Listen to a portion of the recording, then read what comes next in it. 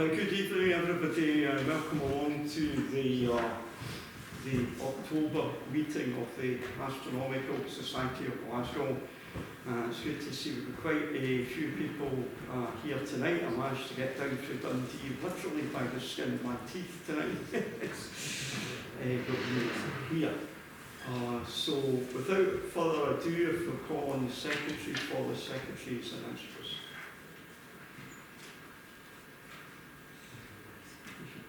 He's disappeared.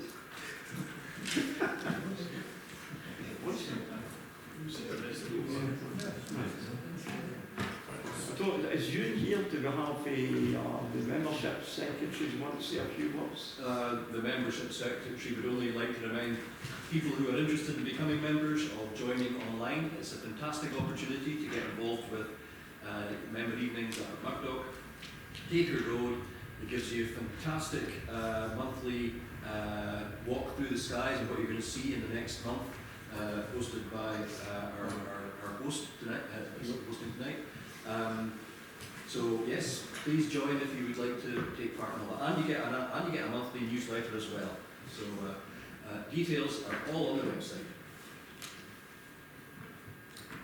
So now we'll just wait and see if David reappears soon. We'll stop with the back a minute. So unfortunately the comment for me has been a complete and utter disaster. I haven't seen it. And it's obviously, again, the media, you know, I just put up all this nonsense about astronauts being stranded in space. So it's the comment of the century, it's Kahootek all over again, you know, and it's obviously, and it's obviously must be very fake. So, yeah, it does stay that. So, here comes that. So, the Saturday night it was first visible at the observatory. I took it was too low, it was blocked out with trees in the park and stuff. Then Sunday in Dundee it was cloudy. I had another shot on Monday night, and where I lived there's too many trees and stuff, and I must be blocked, so I went up to the park and I can't see it.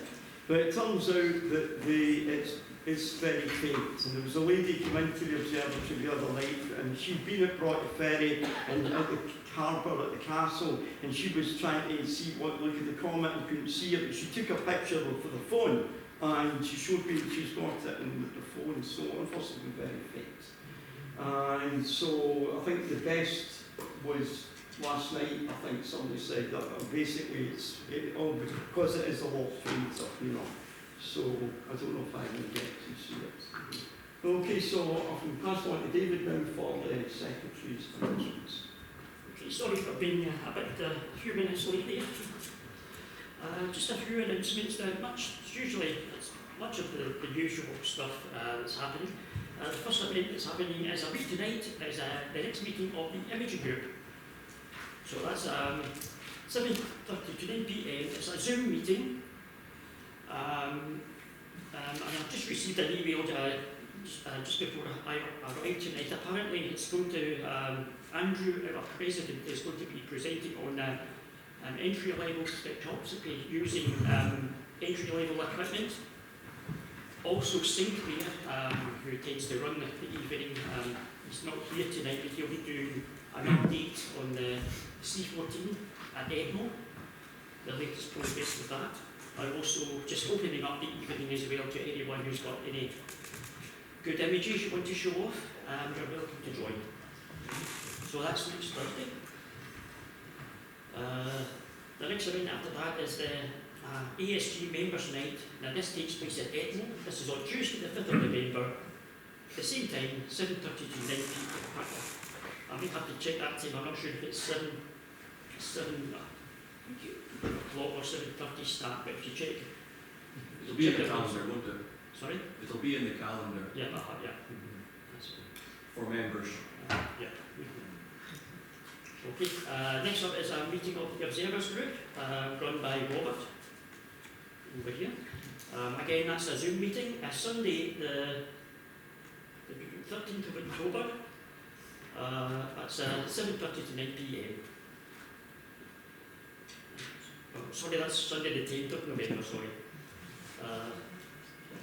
The following night, we have a public night at Murdoch. This is for members of the public. It's a ticketed event, so details will be on the website. That's 7 to 7 o'clock to 8:30. And again, as I said, that's a public night.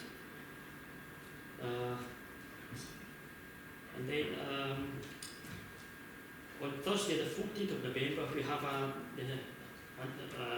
session at Acre Road. This also includes the beginners group. The subject this month will be telescopes and binoculars, and that's run by Chris and Warner. Also, some news about an outreach event that's taking place on Friday the 8th of November at ASG October. So again, that's a ticketed event, so just check out the website for details of that. And finally, just a reminder that membership fees are also due as well, and Ewan will provide other details of that. Okay, Robert, that's that. Okay. Yes.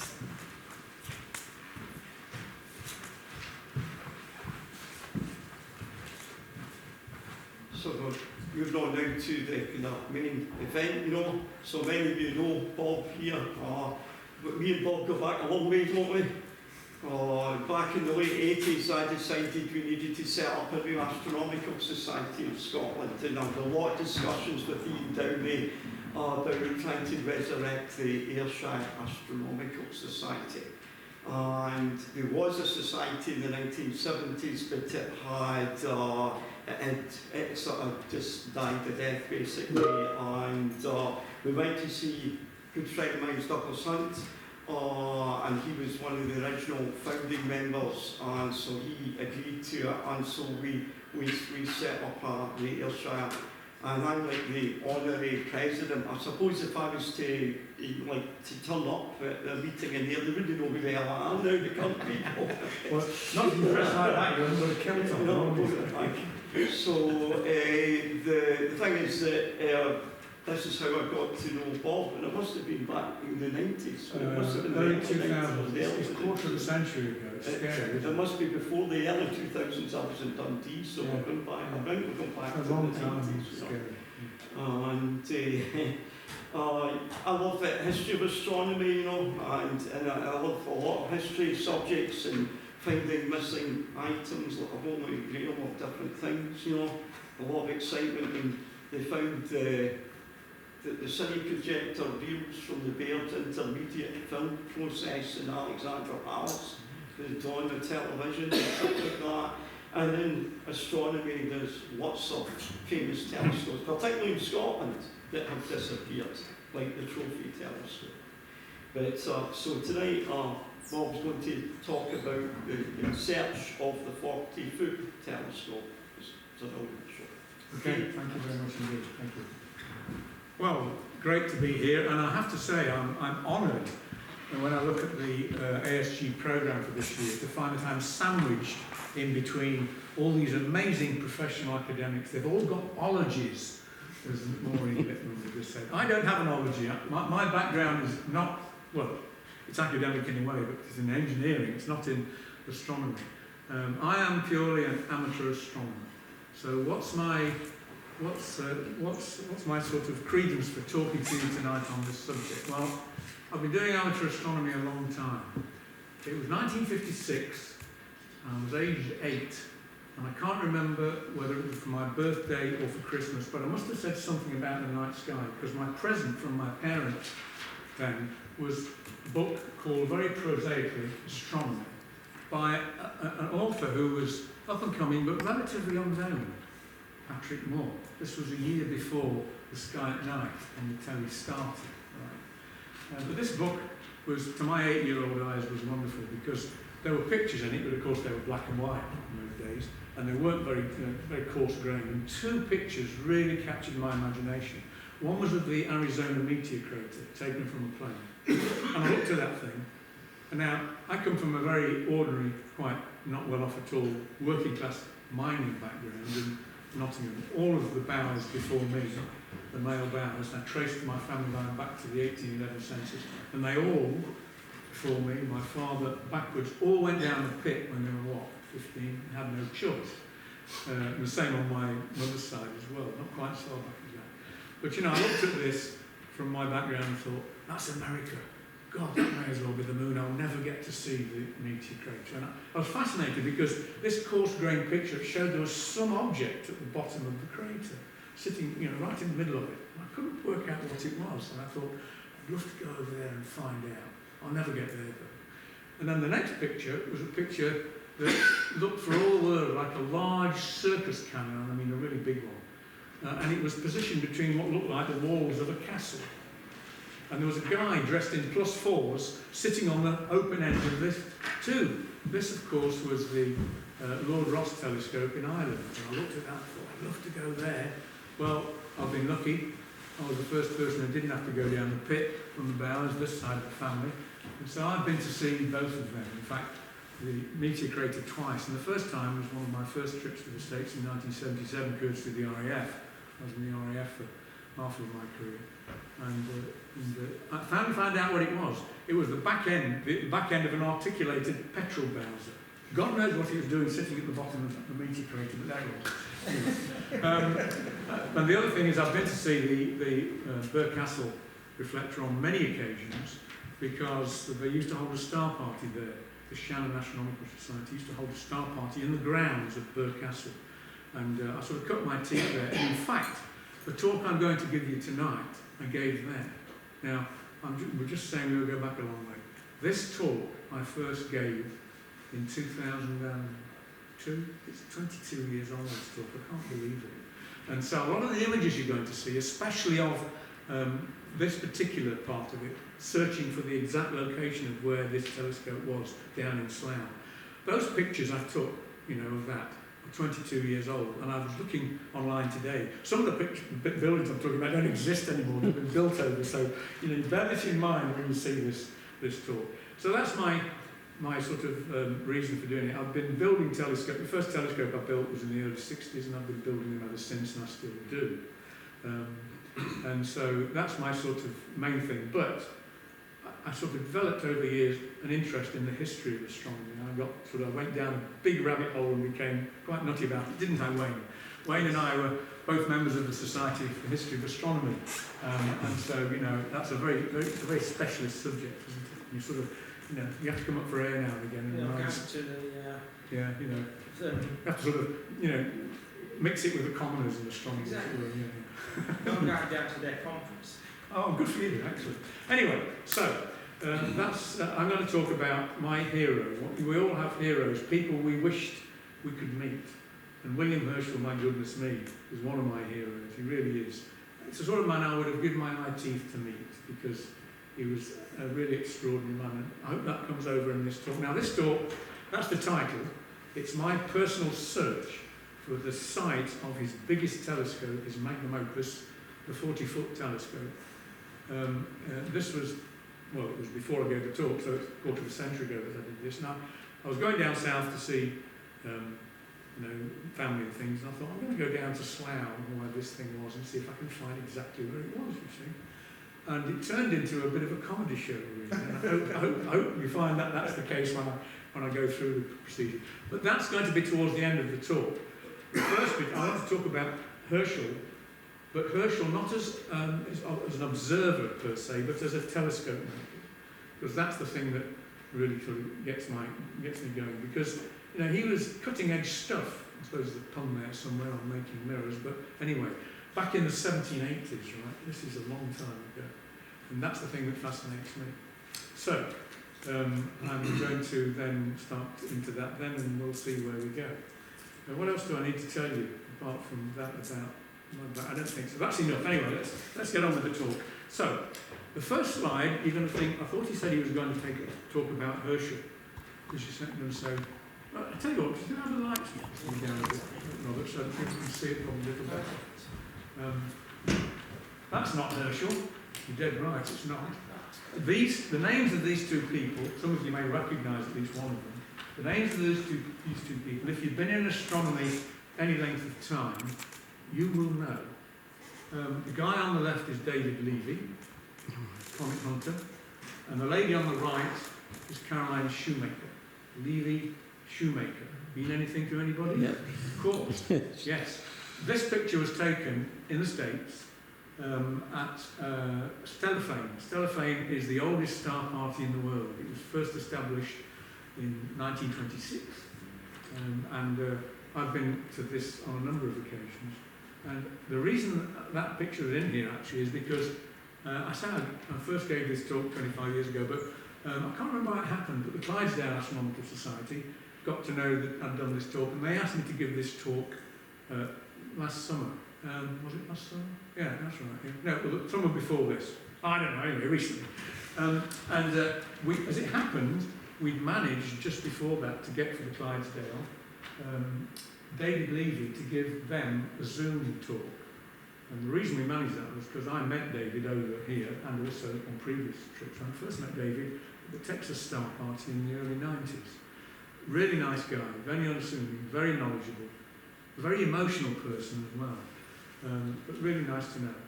And in fact, I also met Caroline Shoemaker at that same Texas Star Party in 1992. This was 2 years before Shoemaker Levy. Of course, then her husband, Gene, was alive. Of course, Gene died in a car accident in Australia not too long after they discovered Shoemaker Levy, in a terrible head-on accident. Caroline was with him and she got very badly injured, but he died instantly. So you never know what's around the corner. But anyway, I met them then, and I can't remember when this picture was taken. It must be about 15 years ago, something like that, 12 years ago. I was attending Stellafane to give a talk, because I found that going to the star parties in the States, it was a really great idea to give a talk, because that way you got to know people, you got to network within the American astronomical community. So that's why this is in there. It just happens to be there from the last time I gave this talk. The great thing about these American astronomical star parties is they're huge. And they all, I mean, this is the auditorium, purpose-built at Stellafane. This is in Vermont, by the way. And that's a typical sort of audience for a star party. They do things big in the States, and if you've never been to any of them, I would highly recommend it. They're very welcoming, they really are. And if, like me, you happen also to be a radio ham, you'll find there's a massive synergy between the two hobbies. When I first attended Stellafane to give a talk here, there was a big sign at the entrance and it said, if you want a radio ham, pin your QSL card here, this card with your call sign and all that. And there were 50 cards on this thing. There's some connection between the two hobbies. Anyway, I digress. Let me move on. I have this terrible tendency to digress. If I start wandering off too much, just ride shotgun with you. So, excuse me, can I ask a question? Sure. Is this guy dressed up in 19th century Abraham Lincoln? Well, I'll tell you why. Because this was the 100th anniversary, the 100th time this thing had taken place. And they were all dressed up in period costumes to sort of pretend they were... The symbol of Stellafane, actually, if you look at the screen there, you can see a telescope and a bloke dressed up in a top hat and everything. That's the image of that's the emblem of Stellafane, and that guy's dressed up as though he was that bloke looking through the telescope. Americans, you know. Anyway, so enough of that. Let's get on to what this is all about.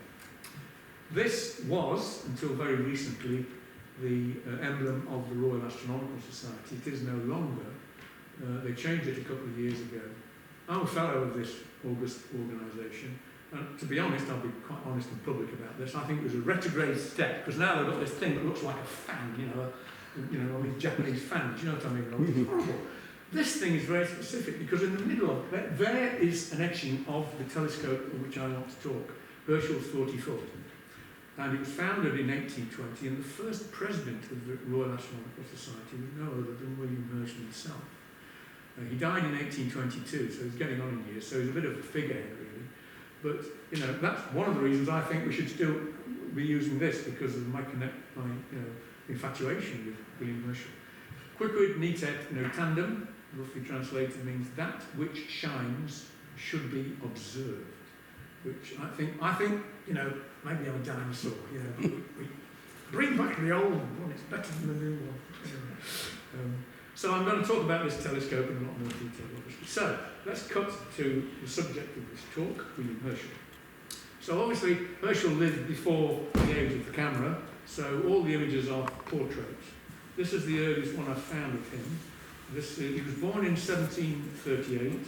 This was taken in this was done in 1764, so he would have been 26 years old.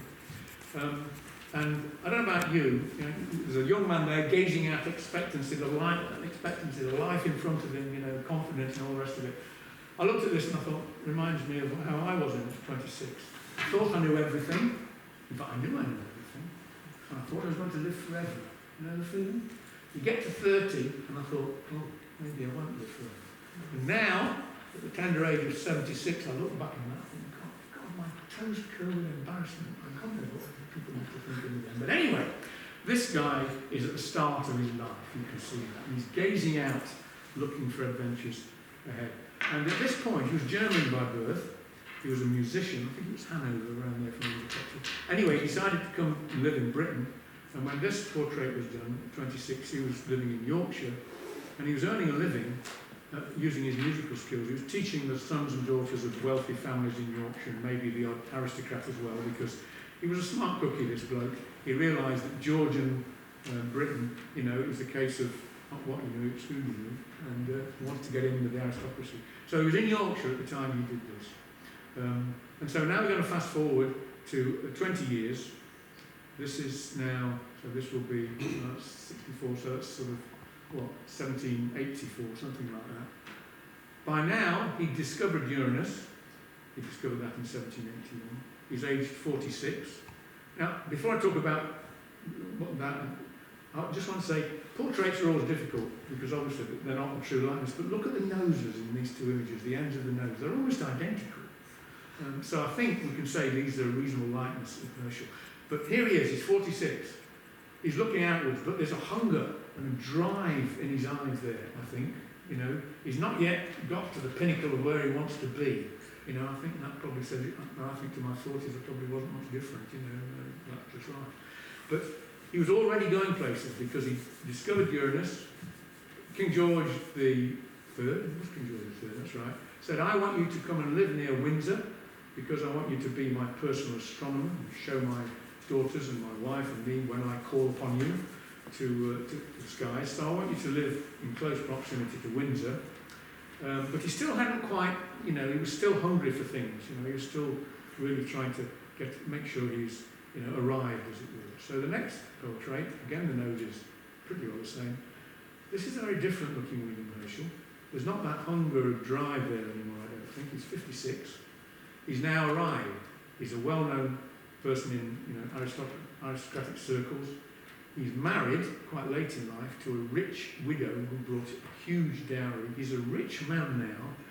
He's well known, and you can see he's arrived. He's quite happy, and all the rest of it. And then the final one. This was done in 1821, a year before he died. He's still gazing, but he's not gazing outward. He's gazing inwardly. Here's a man reviewing his life. What's been successful, what hasn't, and all the rest of it. One man's life in 4 portraits, I think, so this is, his personality just shoots off the page just by the portraits, but the other thing that I found really interesting was his written work, because he was German, obviously, he came over here, didn't know much English. When you look at some of his observations in his telescope-making journals, and you see what he's written, you think, my God, he can write English better than I can. He's really, really very literate, and I'll show you some examples later on. I would say, by the way, you probably already realise my style is to throw pictures up and just talk about them. One of the things that turns me off completely in talks, and I don't know whether it's you, is I see bullet points. Yeah. My eyelids start to droop. And the minute the lecturer turns and starts reading the text, I go to sleep. Right?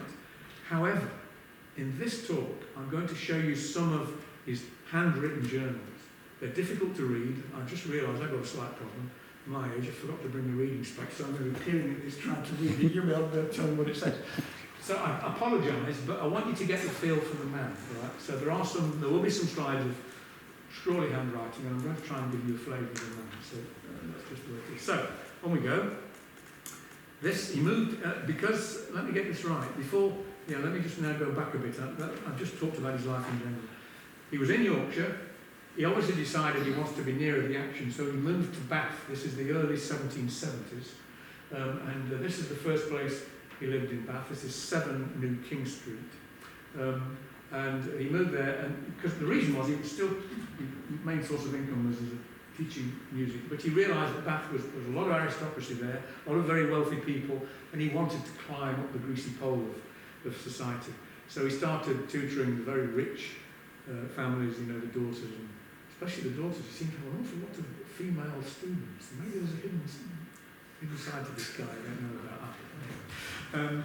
But he moved to Bath, and just in the early 1770s, and then in 1773, we really don't know why, he suddenly took an interest in telescopes and astronomy.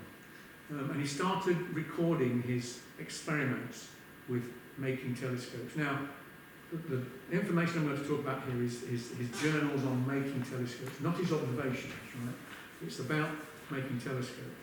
And he wrote his journals in 4 books. This is volume 3, you can see here. It says experiments in the construction of specula being telescope mirrors. They use the word speculum then for them. And there are 4 of these in the archives in Burlington House and down in London at the Royal Astronomical Society's library. 4 of them. Starting in the early 1770s and going right up almost till he died.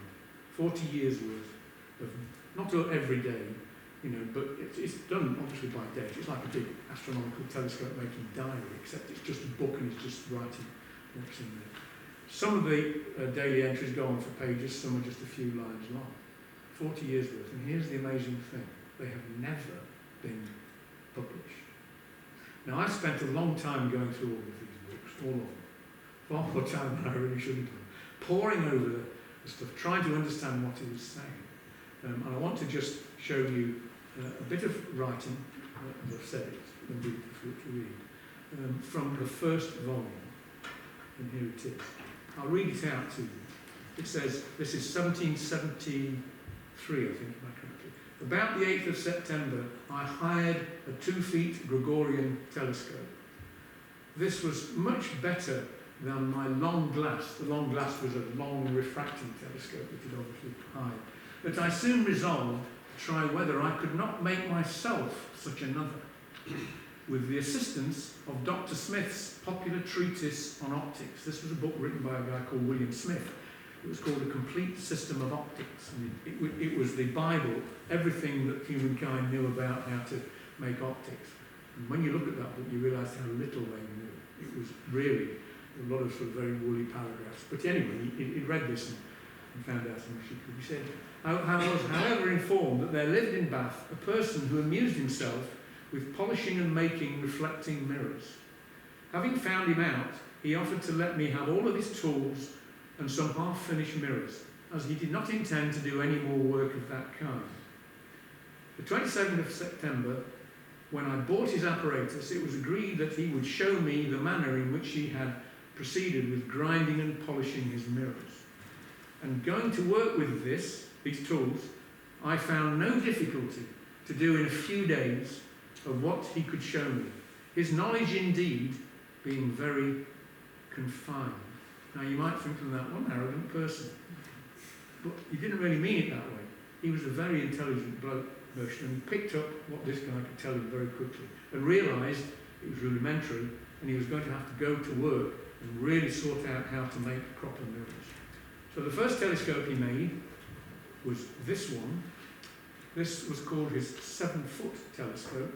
There's a drawing on the left-hand side made in Bath in the 1780s by an aristocratic friend of his who happened to be a very good artist, a guy called William Watson. And on the right-hand side is a picture of that telescope as it was a quarter of a century ago when I went to see it in the Science Museum. I haven't a clue whether it's still in the Science Museum. I think it is. Is it? Because I was there earlier this year. Oh, well done, thank you. Excellent. Thanks. So that is this. He made this telescope for his sister Caroline, and it's quite a workaday telescope. That's why it's not nice polished wood. It's all very sort of rough and ready. But you can see the style there. It's got a very long tube, because this was a very, very long focal ratio telescope. It had a mirror of just over 6 inches, and it was 7 feet long. He described his telescope by the length of the tube, not by the aperture. So this is his 7-foot telescope. And this was the sort of telescope that he used to discover Uranus with. And you can see it's on a very simple, well, actually quite complicated, altazimuth mount on casters, and there's little worm wheels on it. Hang on a minute, I can use this gizmo here, can't I? Ooh, super stuff. Yeah, there's sort of there's a mapping pinion here, and a little wheel here, and slow motion things here, and the whole thing moves up and down. So, you know, this was the telescope that he used. Now, the eyepieces he used and the field of view of this thing was minuscule because of its long focal reach and all the rest of it. How he managed to discover anything with this is beyond me. You know, it's just incredible. This is what he discovered eventually. Now, the thing is, why did he choose to make a telescope that long? Now, you may probably know that when refracting telescopes were first used back in the 1600s, they made the lenses out of one glass angle, and they used to get terrible false colour in them. And the only way they could find to stop the false colour being there was to make the focal length longer and longer and longer, and you had these ridiculously long telescopes, you know, refractors that were, you know, 200 or 300 feet long. This is the sort of reflecting telescope equivalent. The mirror is at the bottom of the tube. You can probably see there's an eyepiece there. So it's like a Newtonian telescope after Isaac Newton's idea. The light comes in, I'm sure I'll tissue more to go to, but the light comes in, bounces off the mirror, comes back to a flat there, diagonal flat, comes out to the eyepiece there. But why did he make it so long? Well, the simple reason was anyone who made a telescope before him, and there were a few, made them that length as well, and they also made octagonal tubes, diameter tubes like this one was, so he just followed them. He knew, like all of them did then, that the surface of the mirror had to be a parabola, and I'm using that word parabola loosely. It's the three-dimensional shape. It should be paraboloidal, but I'm getting tongue twisted over that. So if I say parabola, I mean paraboloidal. Spherical's no good, because it doesn't bring all the rays of light to focus. It has to be a parabola, which is very slightly deeper in the middle than the equivalent sphere. I'm talking millionths of an inch. They all knew that it had to be a parabola, because the Greeks, the mathematicians, had worked out that it had to be a parabola for, you know, all the mathematical drawings that they did. But they didn't really understand anything like light. Remember, in 1783, the world expert was Isaac Newton, who'd been dead, 100 years, and he said, I'm sure that light is made of particles. Well, it was wrong, wasn't it? Later on, they found out that it was not light, it wasn't made of particles, it definitely waves. But that wasn't until the early 1800s, when the guy on the left, Thomas Young, came up with Young's wave theory of light. And so light was definitely waves, but Herschel didn't know that. This was before Herschel, you know, this was well after Herschel started. He didn't know that. And because, you know, the wave sort of theory of light said, you know, parabolas only need to be used if you're using short focal ratio telescopes. If they had such a focal ratio as long as that, the difference between a paraboloidal parabola surface and a sphere is so minuscule that it doesn't matter. There's no point in trying to make it a parabola. The image you get is as good with a sphere as if it was a parabola. Herschel didn't know that. He was always searching for a parabola when he needed to. And the other guy that was involved in all of this was this fellow, Lord Rayleigh, who produced Rayleigh's criterion to do with the wave theory of light, which gave, you know, information on just exactly what sort of focal ratio and diameter you need of a mirror, which you needed to separate two stars and seen as two distinct points of light. So Herschel was labouring under all sorts of misapprehensions. Of course, now we know that light can be a wave or a particle if you get quantum mechanics, but we're not going into that tonight. So, here's an example of how Herschel didn't know much about light. I spent a lot of time digging through the records in Burlington House, but some of the Herschel family records, when they were sold off to, let's see, when was this, the 1960s, when the place in Slough that they used to live in, Observatory House, was demolished. And there was a big auction down at Sotheby's, and the Texans came over with their oil money. Of cut a long story short, a lot of the Herschel archives didn't end up in the Royal Astronomical Society. They went to the University of Texas at Austin. And by this time, I'd gone down this historical rabbit hole of finding out about Herschel. So, long story short, about, how long ago was this? Well, it must have been getting off 20 years ago. I went out to Texas, to the University of Austin, to see the archives and the records. And I was searching through them, and I came across this, and it really shook me rigid, because this record doesn't exist anywhere in the UK. This is April 7th, 1783. This was on 2 loose sheets of paper in a box in the archives in Austin. I'm going to read this out. A curious, often observed fact is worth taking note of.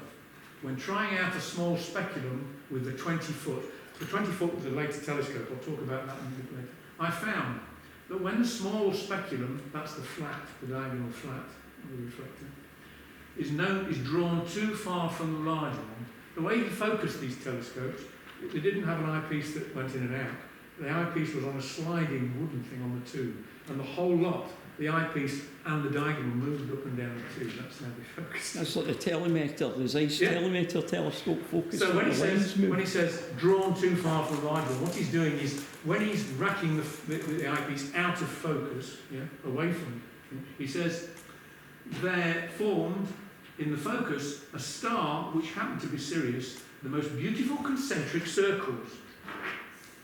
That's his image, right? Now, if you've ever, I'm sure you have, you rack your image out of focus on a star, you get diffraction rings, right? He didn't know what diffraction rings were, he just knew this was a pretty picture. And he goes on to say, and there's all these spidery things here, right? If you count them, you'll find there are 8 segments. He had a hexagon too. I don't think he made a connection between the two. But then he went on to say, and he's describing it there and saying the outer ring was very larger than the rest and ill-defined outwards and diminished in thickness, etc., etc., etc. Right? And he said, they're thin and delicate and they're really pretty and everything else. And then the next page, he says, and he's got at the top there, he's talking about the spiders with, etc., etc. But then he goes on to say down the page, he says, it was remarkable that when I drew the small speculum too near the large one, in other words, he went beyond focus, inwards, he then says, the concentric circles were not produced, but instead of that, some more irregular and quite different form appeared, resembling 3, 4 or 5 blown roses put close together and viewed perpendicularly, sometimes changing in number, but always upon the whole preserving a circular appearance. This is a German who wrote it in English. It's just amazing. It absolutely blows my mind. It doesn't say on this page, but the next page then he goes on to say, this is a really beautiful phenomenon, and I judge this to be a measure of the absolute perfection of the mirror. Now, I don't know whether you've ever tried eye testing your mirror. Does anyone know what this particular phenomenon tells you about the mirror in the telescope? It's how well it's the It tells you that the mirror has got to turn down edge. Because it's a function of when you're pushing glass one above the other to make a mirror, if you push it too far, it tips too far. And it's a very common fault. He didn't know that. Today, those who are into this sort of thing, I read that and thought, God, you've got to turn down edge, and he didn't realise what it was. So, this guy was struggling because no one was cutting, he was really doing, new stuff. So, anyway. Let's carry on now. That's a bit about, how much he didn't know and how much he was striving to know. Let's go on and talk about his other telescope. You've seen the 7-foot. This is the next one. This image, this is a photograph, obviously. This was taken in 1927 at Observatory House in Slough, which is where he went to live finally and where he lived the rest of his life when he was King George III's astronomer. But this was taken in 1927 when the Herschel family still lived there, and this was taken by an astronomer called W.H. Stevenson. This is a 10-foot telescope. It's the same design as the 7-foot, but the 10-foot means it's got a 10-foot tube, and the mirror for this one was about 8 inches. This is an 8-inch reflector, but see again, it's got a very long focal ratio. And there's another hexagonal tube on the floor. That was a 20-foot telescope. It had a 12-inch mirror, or maybe an 18-inch, it depends which one it was. I think that was an 18-inch, yes, that's an 18-inch reflector, but it's 20 feet long. And these were Herschel's telescopes in 1924, still at Observatory House. And when I saw that, I thought, oh, now, goodness, I wonder where they are now. Well, I can tell you where that 10-foot telescope is, well, when I saw it last, a quarter of a century ago, there's a drawing of it, of the telescope by the William Watson guy I told you about before. I found it in the store at Greenwich Royal Observatory. It had been sitting in the store, that's that blue tomb, right? Sitting in that store for I don't know how long, since it was photographed in 1927. And it's never been on display. Where it is now, I don't know, it may still be there. He did make another 10-foot telescope, a personal telescope for King George III. It's still in existence. It's in the Whipple Museum of Science in Cambridge. And you'll see this one isn't like Caroline Herschel's one that was all sort of dull matte paint. It was all polished to the eyebrows. It had to be. It was going to royalty. Okay. So there you go. So that's his 10-foot telescope. Then the next one, we're into the sort of early 1780s now. Well, beyond that, in fact, sort of 1785, that-ish, that sort of time. Is a 20-foot telescope. This is a very even thinner one. This has a mirror of, let me think, this is 12 inches. This is a 12-inch reflector, yeah. So it's got an incredibly long focal ratio, like a focal ratio of about 20. But the thing that absolutely kills me is the mounting. I mean, how the hell did he use it? It's on a sort of universal joint at the back, right? On some sort of ball joint at the back, and there's a rack and pinion there to move it about, and then there's a slow motion thing here, but it's attached to sort of lanyard that goes up this mast, and this tube is not attached to the mast there, so it only need a bit of wind and it'd be almost unusable. I'd love to be able to see it and try it, but it no longer exists. You know, I don't know what happened to it. No one knows what happened to it. By now, he'd moved from 7 New King Street to 19 New King Street, which, by the way, is now the Herschel Museum in Bath. Maybe some of you have been there. I don't know. Worth going if you haven't. And this is the place, the back garden of which he discovered Uranus. No, it is the back garden. And this was in March 1781. And this is an entry from, this is observed, Tuesday, March the 13th. Pollux is followed by 3 small stars at about 2 and 3 minutes distance. And then it goes on to say, in the quartile near Zeta Tauri, the lowest of the 2 is a curious, either nebulous star or perhaps a comet. It was in fact Uranus. So this is the seminal discovery that, catapulted him into King George III's presence. And King George III said, as I said already, said, I want you to come, you've got to come and live near me in Windsor. So this is where this idea I got of, I'm going to sort of go in search of all these places. I'm going to sort of do a trail around William Herschel's history. And so I started looking at old maps. Here was an old map, I think it was a very early Ordnance Survey maps. The blue ring shows Windsor Castle, and the red ring shows where Herschel moved from Bath to be near Windsor. He hired a house in Datchet, near the River Thames, I thought, right, I want to try and find out where that house was. So before I did that, I started looking in historical notes and what have you, and I came across this image. This image is obviously one has to worry about copyright. This was actually in private ownership. I think it still is. But there was a historian, a Cambridge historian, Professor Michael's doctor actually, Michael Hosking. He was a great authority, a professional astronomical historian. And I've been corresponding with him because he knew that I'd been digging into Herschel as an amateur. And he was, when I went off to Austin, he said, I want you to try and find out this for me and that for me. So we got to know each other quite well. When I wanted to give this talk, I said, look, Michael, you've used this image in one of your books on the history of the Herschel family. Is it okay if I include it in my talk? And he said, fine, yeah. This is a composite image. That print in the background is in private ownership. But there's also that silhouette there. That's the silhouette of his sister Caroline, the youngest known image of her as a young woman. But this is the house in Datchet that he moved to.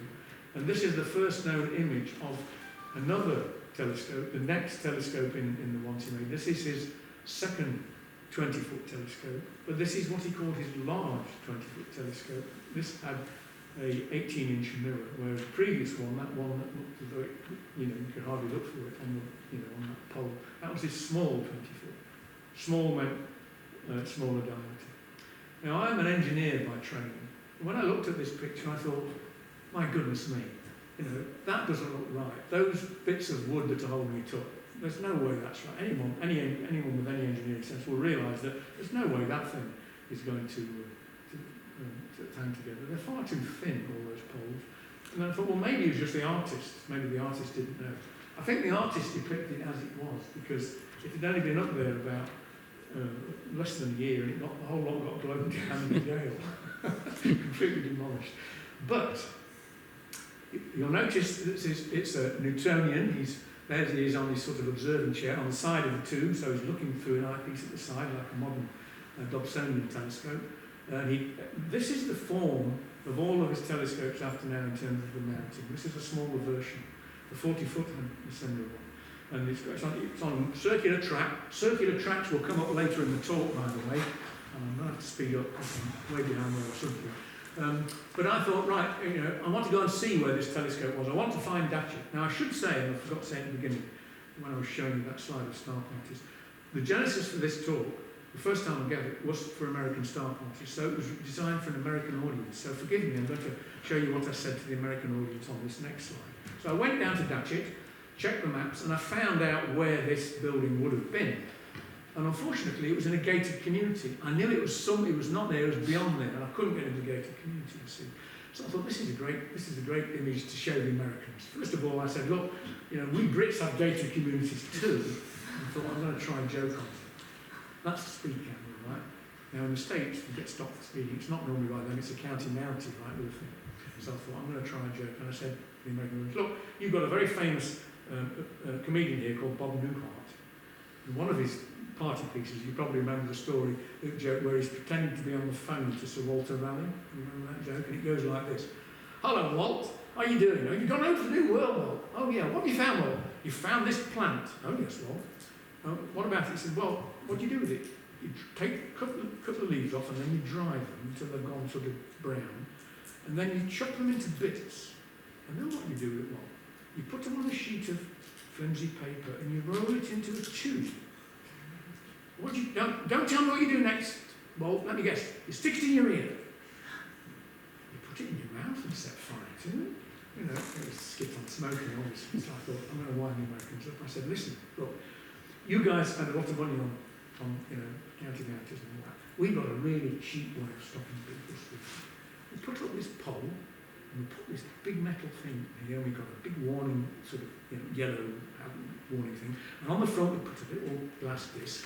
And we put absolutely nothing inside it, but people are so scared they might be, they don't speed. Really?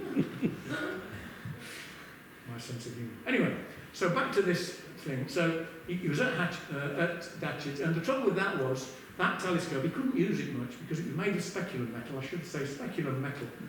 They were all made of speculum metal then, they weren't using glass. And speculum metal is an alloy of 2/3 copper, 1/3 tin, and a bit of antimony. And it's very heavy and it tarnishes very quickly, right? And he was very close to the River Thames on sort of marshy land, and he found the telescope just got dewed up, so he thought, I've got to move. So he moved from there to a place here called Clay Hall. So now I thought, right, well, I've got as far as I can in terms of finding out where he was at Datchet. I want to go and see Clay Hall. So I did some research, and this was the only image I found of Clay Hall. He moved there in 1785. Clay Hall, unfortunately, no longer exists. It's been demolished now. But this was the place where he conceived the idea of his big telescope, his 40-foot. And so he had to have a 40-foot, the mirror of the 40-foot was 48 inches down to 4 feet, made of speculum metal. It weighed 2 tons. He didn't make it. It was made by some outfit in London. It was floated up the River Thames on a barge to Clay Hall. And this is where he started. He got this great big look and he started to grind the mirror surface, right? But unfortunately, he found that the people who cast it made it far too thin, so he had to have it recast and thicker one, so he got two. But anyway, this is where he started making the mirror. So I went looking for the site of Clay Hall, and all I found was this. I think there's a piece of foundation stone here. But the reason I'm showing you this is, there's Windsor Castle, right? It was close to it.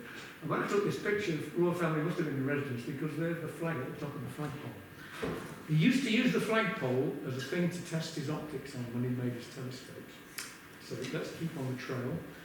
He didn't stay long at Clay Hall because the woman who was renting him it found out he was King George III's astronomer, and as soon as he knew that, she upped the rent. He thought, I'm not paying this, I'm off. So he then moved. By now, he'd married a rich widow. He got pots of money. He thought, I'm going to buy me a place. So he moved to Slough, and the green circle, if you look very careful now, Slough, it says Herschel's telescope underneath it. That's the 44. I thought, well, hey, we're getting somewhere now. But before I went to look for it, I looked in the records, and this is the earliest drawing I found of the house there that he moved to and where he spent the rest of his life. This is Observatory House. We think, looking at the artist who drew this, we think this is probably in something like it's hard to say, but certainly late 1790s, 1800s, something like that. So he moved there then. And the interesting thing is, he now started building this telescope, and he got 2 mirrors, right? Now this observatory house was visited in 1927. It still stood there in 1927, although it looked a bit different to that. This is when this guy, Stevenson, went to take photographs. Remember I showed you that photograph of those tubes lying on the ground in a 10-foot... Well, he also took some other photographs because he'd heard. No one knew what had happened to this first mirror, the one that was thin, because he'd never used in the telescope, it was too thin. The second mirror, the thick one, was the one we used. We knew where that was. It was actually at the observatory house, but we didn't know what had happened to the first mirror. And then he found out, this guy Stevenson, somehow, there was some sort of story that it was hidden somewhere in the house. Anyway, cut a long story short, he went to Observatory House in 1927, and he found, by cutting open the main staircase in the house, that the mirror had been put in there in the 1790s and left there from then until 1927. That was the first mirror. Okay. And so where is that now? Well, I'll show you that in a minute. The second mirror, the mirror that was in the telescope, back in 1927, was, well, in fact, before, let me just finish the story of the first mirror. That's the first mirror when they'd taken it out from underneath the stairs. It had lain there for over, 120 years. Took the covers off, and look at the surface. This is metal, right? It hadn't lost its polish. Where is it now? Well, I don't know where it is, you'll be able to tell me, Robert. Quarter of a century ago, it was in the Science Museum in London. It's still there. I think it's still there. Well, there it is. That's the first mirror, 4 feet across. The Lord Ross's mirror's there as well, isn't it? Yes, it is. Yes. Yes. And the second mirror, they put that in the main entrance hall to Observatory House. That's the second mirror. I found a story, it's interesting, from a local family in Slough who lived there in Slough, close to Observatory House in the 1940s, 50s, just before it was demolished. And he said, I was taken in as a small boy to Observatory House, and the mirror in the hall is amazing. It showed everything upside down. Rather surprising, really, wasn't it? It was a telescope. Where is this telescope, this mirror now? 25 years ago, when I went to look in the store in the Royal Greenwich Museum, it was wrapped in protective polish sheeting, propped up against a wall. And that's where it was then. I don't know where it is now. It's probably still sitting there. The polish on this mirror was not as good as the other one. Okay, so on we go. I'm going to now talk about how he ground the mirror. It's a very big mirror, and I can speak from personal experience. The bigger the mirror gets, the harder it is to ground. It really is. Making small 6-inch ones okay. You start to get bigger and bigger and bigger. And you need a machine. You need a polishing machine. Absolutely right. Polishing the 40-foot mirror, right? He didn't use a polishing machine to start with.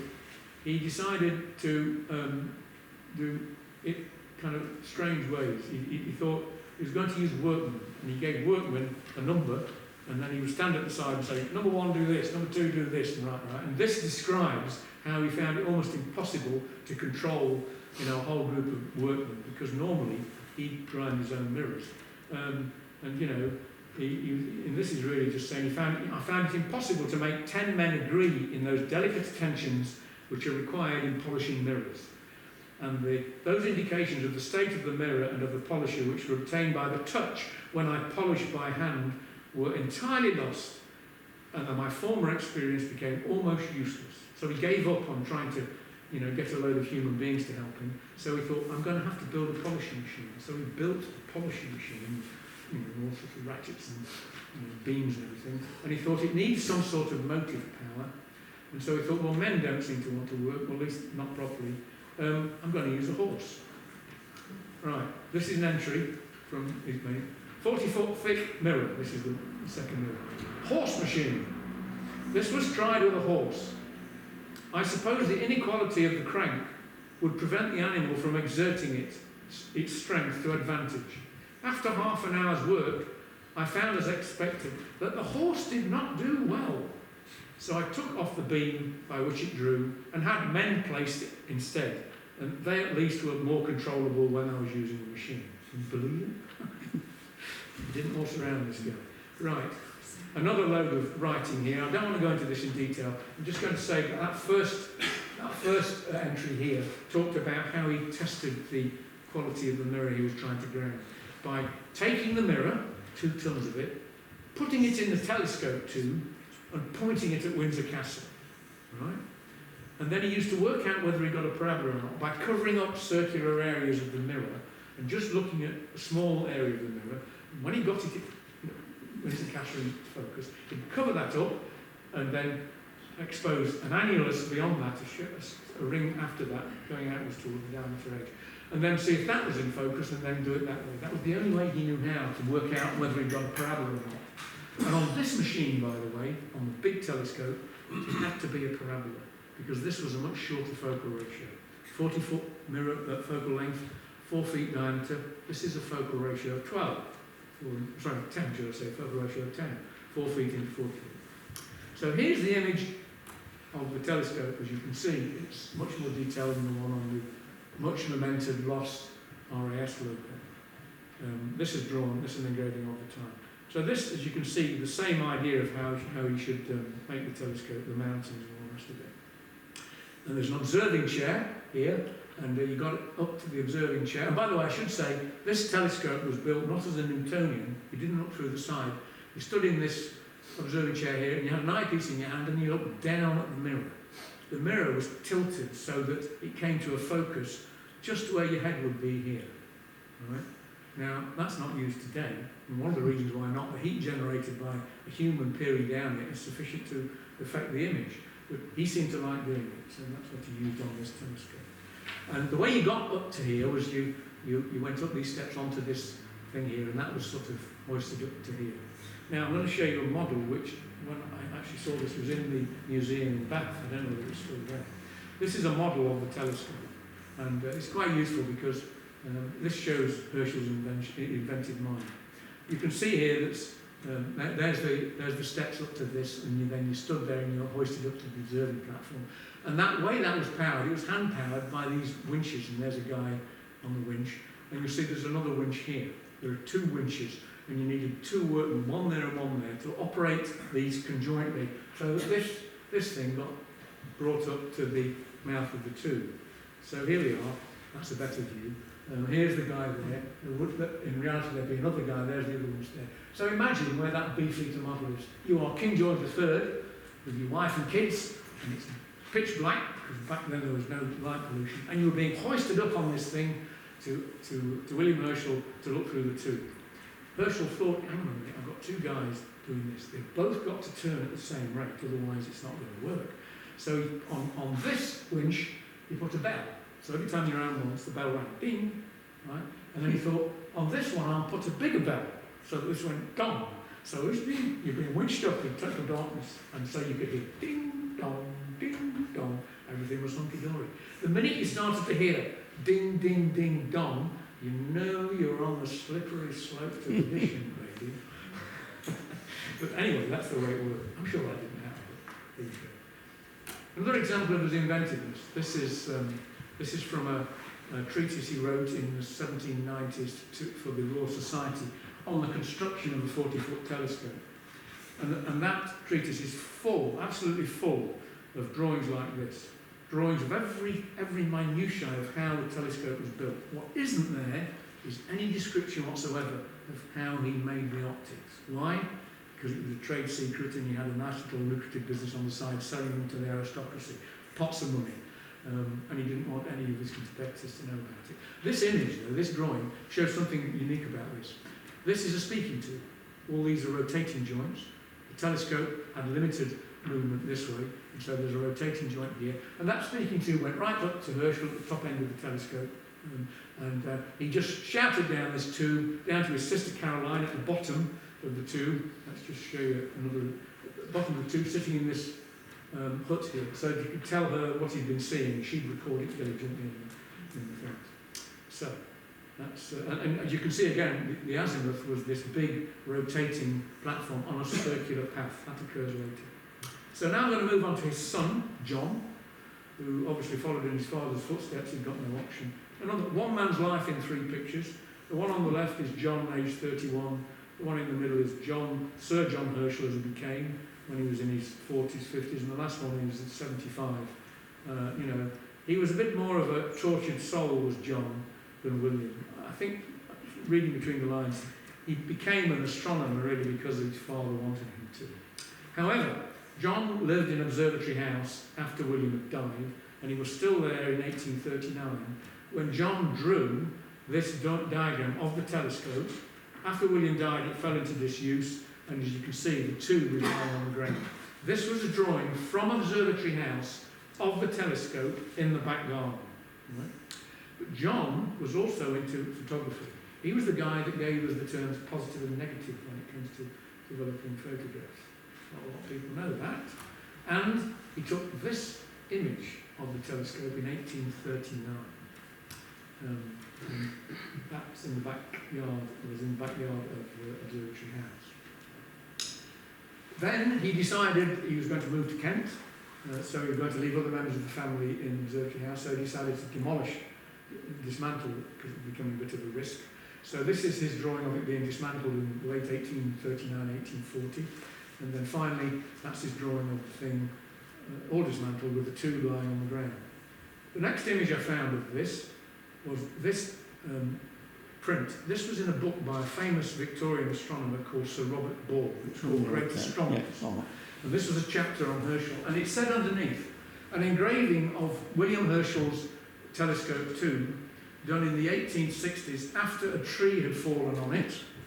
Right? Notice the circular path. Right? This print, that was a bust of William Herschel. And it said, and this is the thing that intrigued me, it said, an engraving taken from a photograph by Hills and Saunders of Eton. I thought, photograph? I've got to find that. So I thought, Hills and Saunders, no chance. So anyway, I found out that Hills and Saunders of Eton still existed. I don't know what they do now, but in a quarter of a century ago. So I rang them up. I said, look, I'm an amateur astronomer, blah, blah, blah, I've got, this book says that you took some pictures back then. And he said, oh, well, now, our main source of money is doing photographs for Eton College. We do the year photographs for Eton, all the people who got some money. We used to have some glass plate negatives. They were sitting in our loft, but we got rid of them some years ago. What a waste. So the next photograph we have of this tube, again taken by Stevenson in 1927 when he visited Observatory House, the bottom 10 feet of the tube were still there. Some of you may know where they are now if you've visited the Royal Greenwich Observatory. That's the bottom 10 feet of the tube as it was a quarter of a century ago. I don't know whether it's still like that now. I haven't been there for a long time. No, it's still there. Yeah, but still. And you can see actually, there was where the speaking tube was. So, that's the 44. By the way, there was a story I forgot to tell you. Herschel had a sense of humour. When he was building the tube of the telescope at Slough, it was lying. It was circular. It was made of cast iron, and he was lying on the floor, lying on the ground, and all the worthies, like aristocrats and king, used to come to it, and they used to like. His party trick was to get them to stoop and walk through the tube. Right? And one day the Archbishop of Canterbury came along, and Herschel was leading him, and the Archbishop was a bit doddery, and as he was stepping over the lip of the tube to walk down, he sort of nearly tripped over. So Herschel put out his hand and said, put it out steadily and said, "Come, my Lord Bishop, I will show you the way to heaven." Anyway, just a quick story. story about his other telescope before I get on to the search, and then we'll go through that quickly and then we'll be done. This was his large 20-foot telescope, the one I showed you at Datchet. This time rebuilt, and this time configured for front view. You'll notice there's no eyepiece here. He's doing the same as he did on the 40-foot. I should say, by the way, the 40-foot telescope was a failure. He could never get the horse and the workman and all the rest of it to get the mirror anything like that enough. But King George III had paid him 4,000 quid, money then, and 200 quid a year to be his son. But he paid him 4,000 quid, a couple of million now, as you know, money to build a telescope. And Herschel was quite, he was a politician. He claimed to have discovered Mimas and Enceladus, the satellites of Saturn, if I got it right, with that telescope. It was an outright lie. He actually discovered it with this telescope, 20-foot. This one was easy to figure. He didn't need horsemen and workmen and horses. So, he had to, because the guy had funded the money. Of course, King George III was no wiser. And you can see it's very similar to the 40-foot. Same idea. And by the way, to get it in elevation, there was a rack and pinion thing that caused the bottom of the tube to come this way, and it was pulled that way, so it sort of went like that when it took right. It wasn't pivoted. And the rotation was done by ropes pulling the thing round. This telescope was taken by his son John to Cape Town. Well, this is Feldhausen, which is now a suburb of Cape Town, in 1834, and there he did the first proper survey of the southern sky. He was there 4 years. And what happened to this telescope? Well, we go back to the photographs taken in 1927 at Observatory House. There is one of the 10-foot telescopes, and the tube of the 20-foot telescope is there. That's where it was. Also, by the way, when they were there, they found all sorts of things. They found mirrors hidden behind, false walls and all sorts of bits and pieces, and even some mirrors with holes in the middle. So maybe Herschel was into trying to compete with Meade and Celestron and make Cassegrains. I don't know. Where is this telescope now? The Yanks have got it. It's in one of the museums in Washington. So there you go. It's been there some time. It's on loan to the Smithsonian. The next telescope he built, and we're almost at the final one now before we move on to my search for the 40-foot, was this one. This was called his Spanish telescope. It was built for the King of Spain. This had a 25-foot telescope, 25-foot focal length, mirror of 25 inches, so it was an f12. He claimed that this was the best telescope he ever made, but this was the last one he tried. It was not as big as the 40-foot, it was manageable. He sold it to the King of Spain. The mirror still exists. I've never seen it. It's in a museum in Madrid. But the telescope was trashed by Napoleon and his troops when they were doing the Peninsular Wars. So there you go.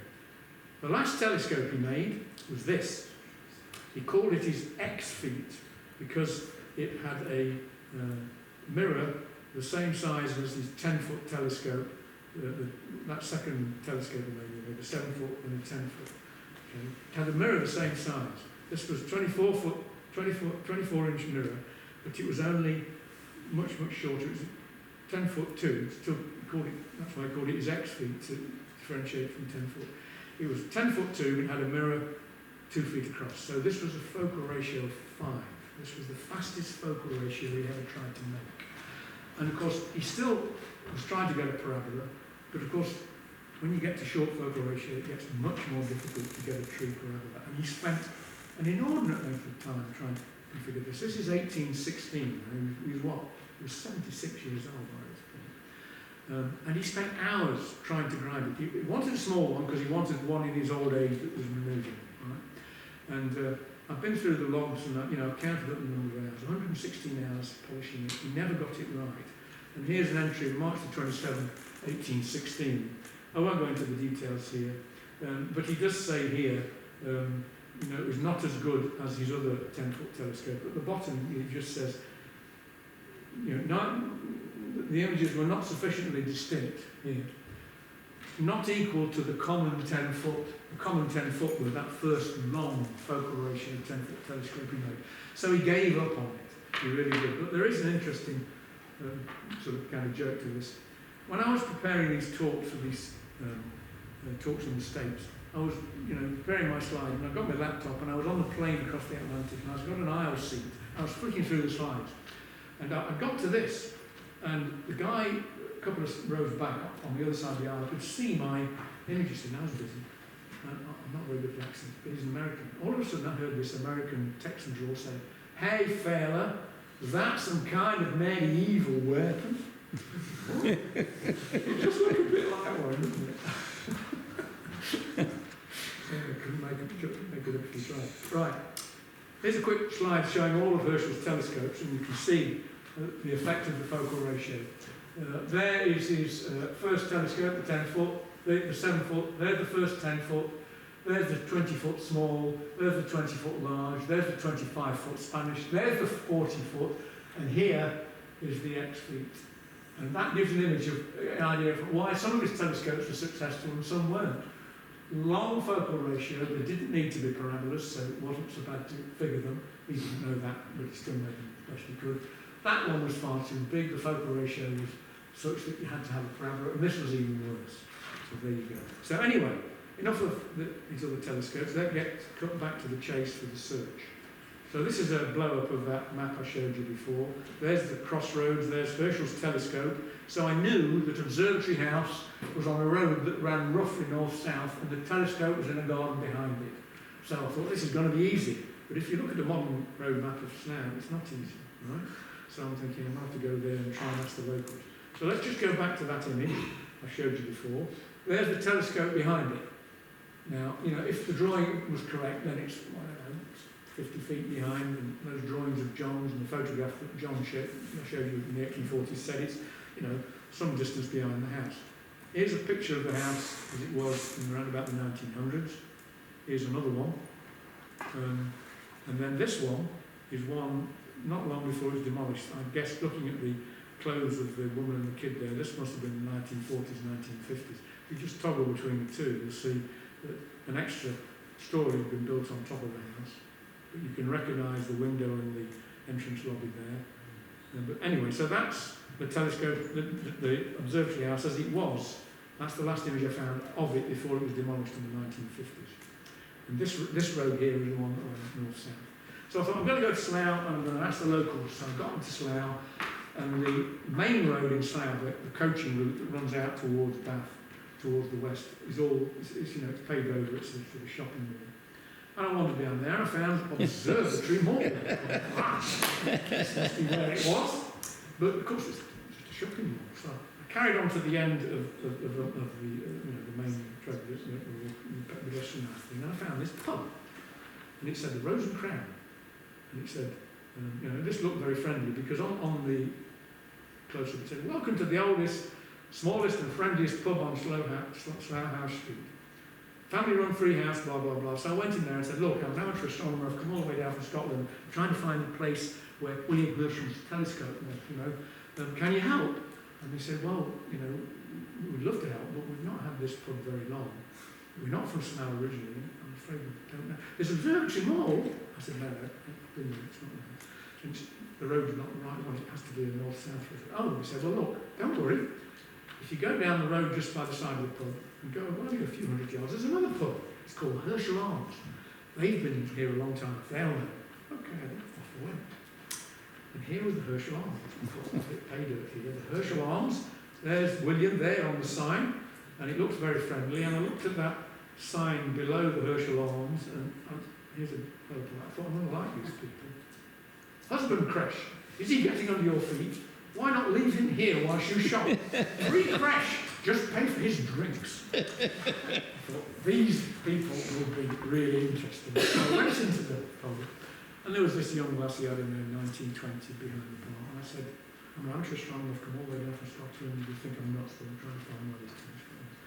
And she said, "Unfortunately, the owners are on holiday in Spain, and I'm looking after it for them, and I don't live in Slough.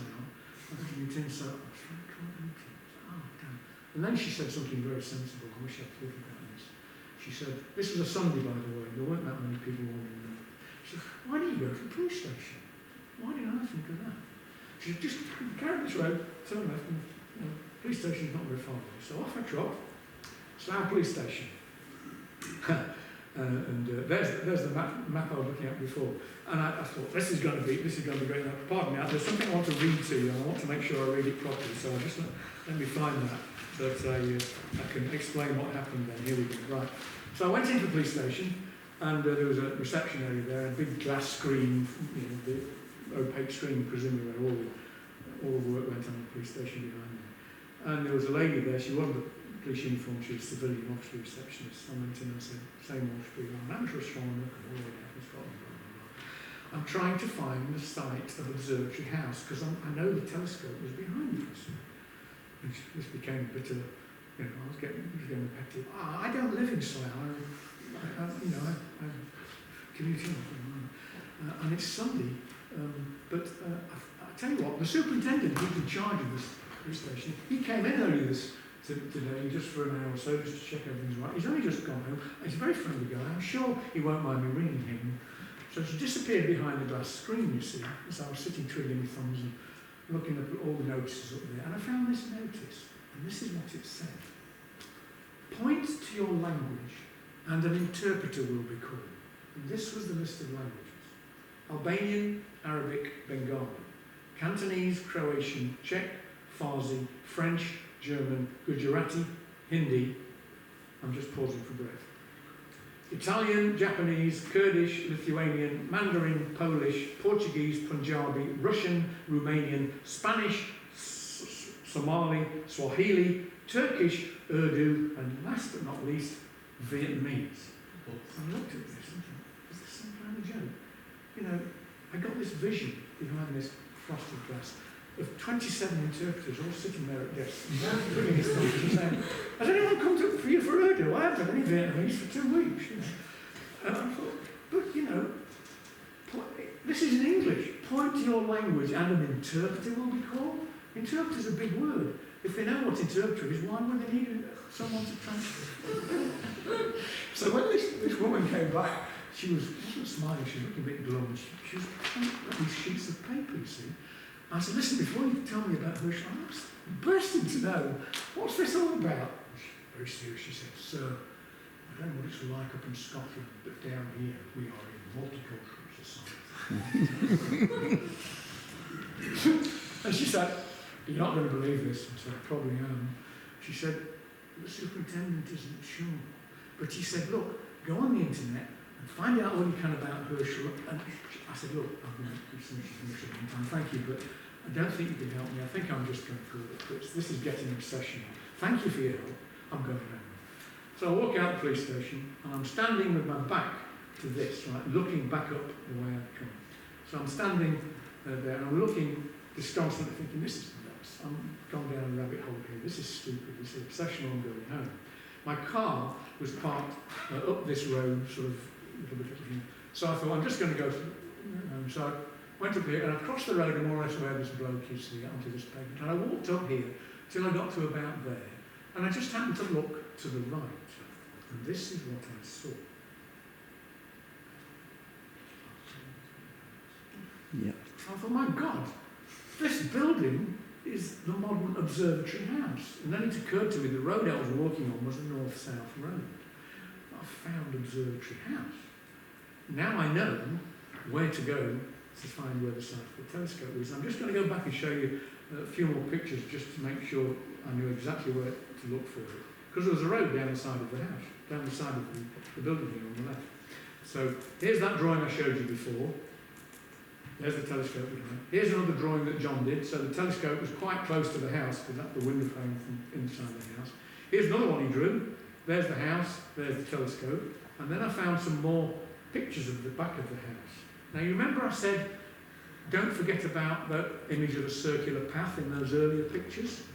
There's the circular path. There's the plinth from that engraving that William Herschel's bust was on. Right? And I'm thinking, should I put 2 and 2 together here and arrive at anything?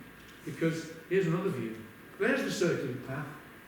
There's a slightly raised bed. This was where the altazimuth base of the 40-foot telescope had stood. So now I knew exactly how many feet behind Observatory House the telescope was. So I knew now how many paces I got to walk down the street, down the side of this modern building, to find it. So I started walking down the street and I looked up and what did I find? I was on Herschel Street. But just look here. That's the police station. And the superintendent didn't know where it was. I'm not making this up, this is true. So I'm nearly there.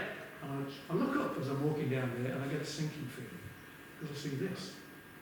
I thought, oh no. So I look to my right, and ladies and gentlemen, on the site of what was the biggest telescope in the world from 1785 until Lord Rosse built his big telescope in Ireland in 1840, on the site of where the telescope stood, us Brits have built a bloody car park. But we have at least had the good grace to call it the Herschel. Now, you can imagine how the Americans lapped that up, because, you know, the Americans, anything that's even slightly historical, you know, and they thought this was it, you know, bloody Brits again, they're nuts, you know, what strange culture the Brits have got. And that's the end of the story. Thank you for listening.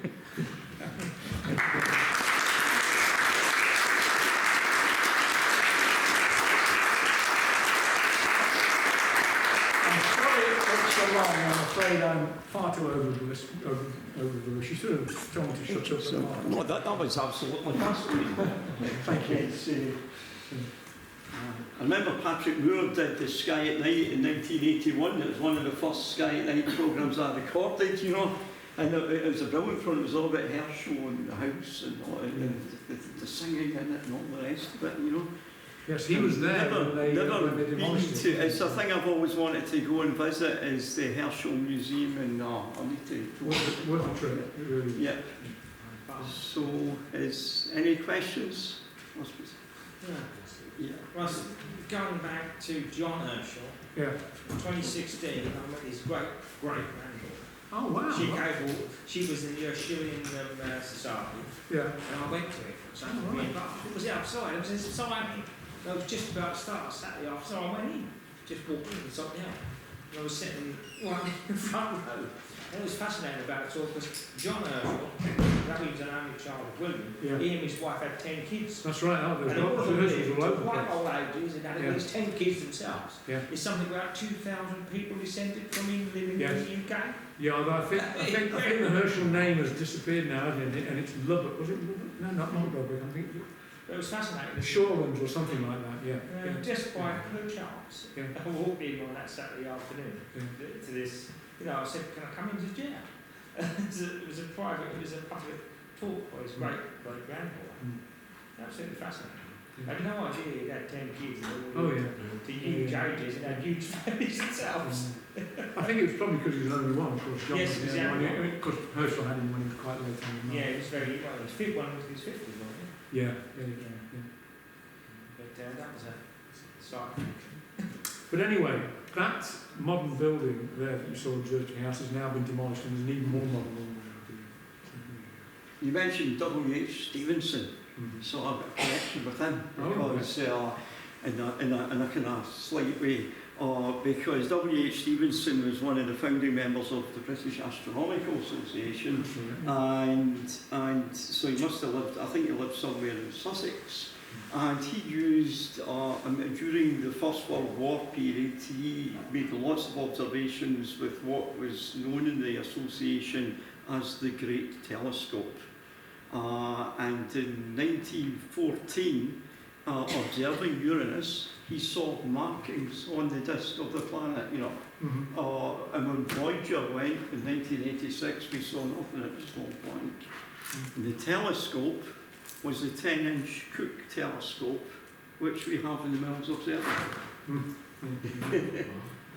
So W.H. Stevenson, he was quite a famous, about 100 years ago, amateur astronomer. So,